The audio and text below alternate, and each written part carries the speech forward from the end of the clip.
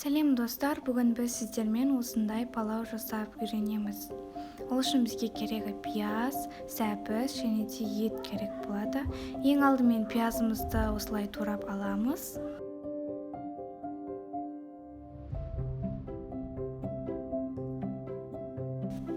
Сосын сәбізімізді видеодағыдай етіп турап аламыз.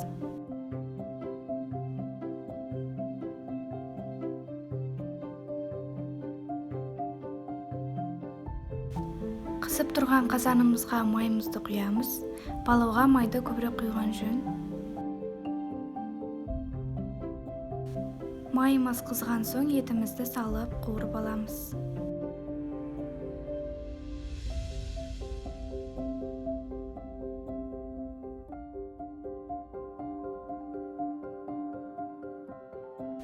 Етімізді жақсылап қуырып болған соң пиязды саламыз.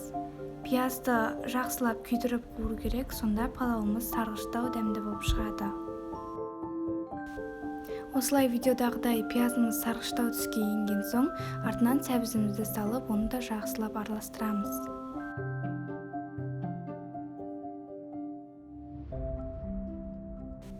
Тұзымызды осы сәбіз қуырып жатқан кезде салып алуымыз керек, сонда сәбізіміз тез өледі.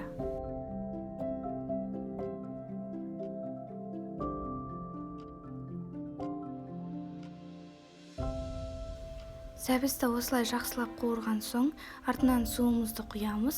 Қазанымыздың астын қатты қойып, қайнаған соң астын жай қойып, біраз уақыт қайнатамыз. Осылай біраз уақыт қайнаған соң, өзімізге ұнайтын палауға арналған приправа зира саламыз.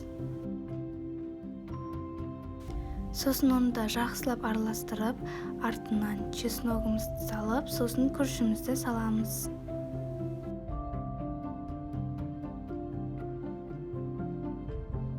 Видеодағыдай күріштің бетін жақсылап тегістеп, астын қатты қойып, суы тартылғанша қайнатамыз. Суы тартылған соң күріштің жан жағын видеодағыдай жинаймыз.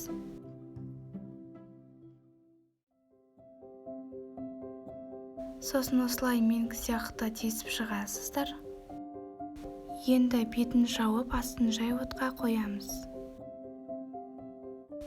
Міне біздің палауымыз пісті, енді оны жақсылап араластырып шығамыз.